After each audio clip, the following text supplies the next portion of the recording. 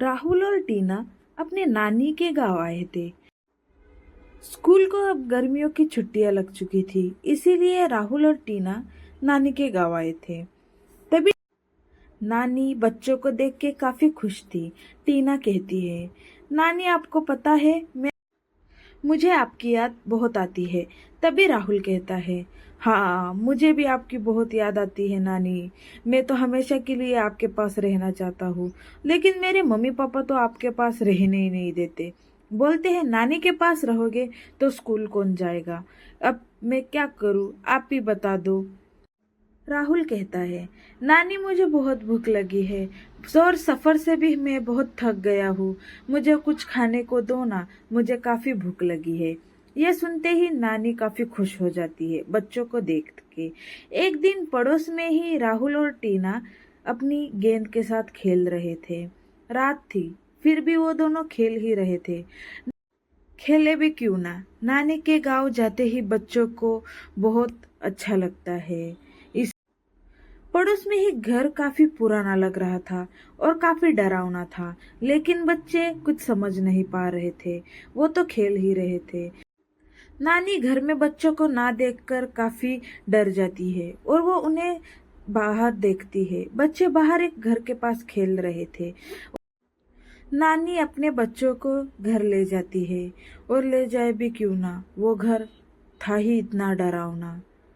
घर आकर नानी बच्चों से कहती है, तुम्हें किसने कहा था वहां जाने के लिए। तभी टीना कहती है, नानी क्या हुआ, हम लोग वहां गए तो आपने हमें जाने के लिए क्यों मना किया।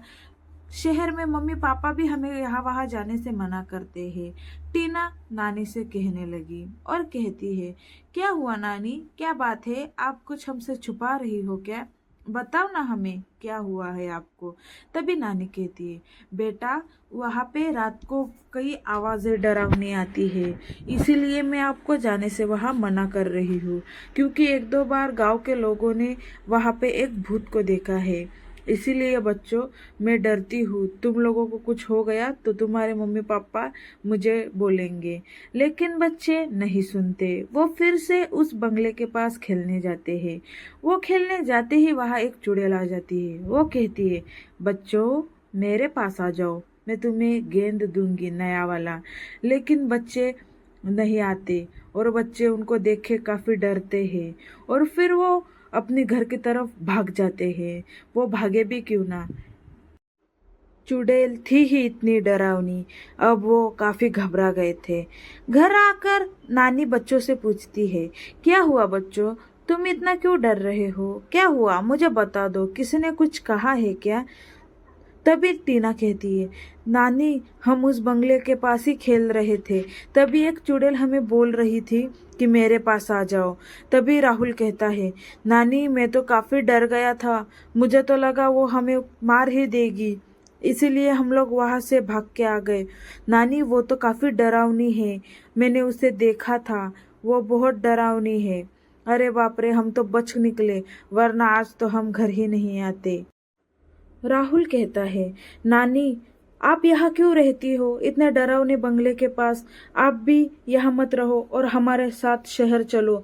इस जगह रहने से अच्छा है कि आप हमारे साथ चलो।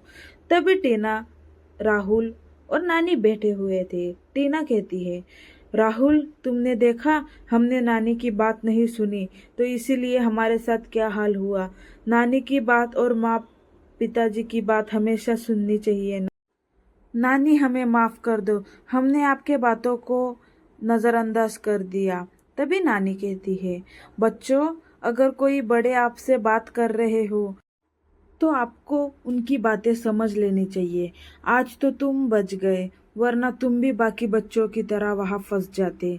और कुछ बातें राज ही रहनी चाहिए, राज हो तो।